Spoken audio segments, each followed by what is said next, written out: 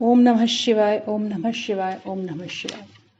प्रिय पवन, समय खाली है इसलिए कि जिस किसी ध्यान में मैं व्यस्त रहा करता था, वह ध्यान की व्यस्तता थी अखंड प्रेम।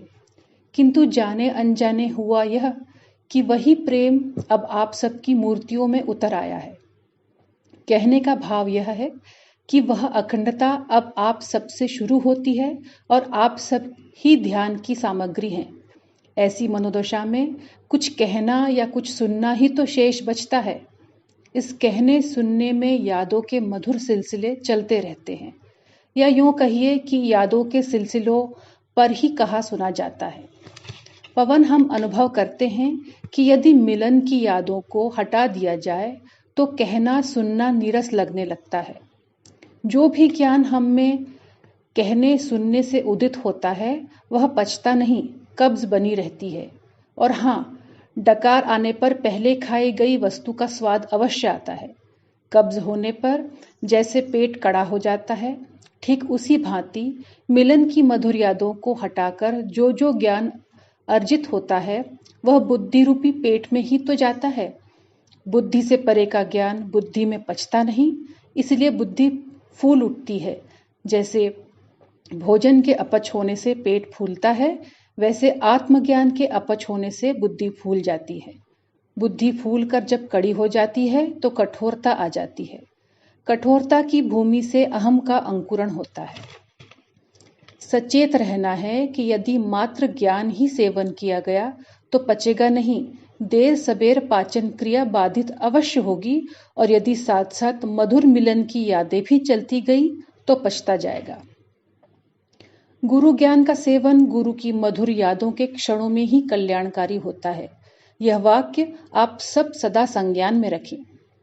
दो स्थितियां हैं, एक यह कि हम में हमारे गुरु की मधुर याद चल रही है, हमें कुछ क्रिया नहीं करनी पड़ती।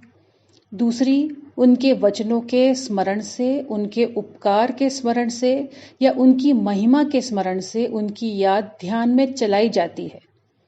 तो तथ्य है कि कहीं याद चल रही है, कहीं चलाई जाती है। फल यह है कि जहां याद चल रही है वहां कल्याण निश्चित है, जहां याद चलाई जा रही है वहां मंगल निश्चित है। मंगल संसारी वस्तु है जो शरीर क्षेत्र के लिए लाभकारी है, किंतु कल्याण शब्द आत्मा के लिए लाभकारी है। पवन, हमने कभी कभी कल्याण और मंगल में विरोधाभास देखा है।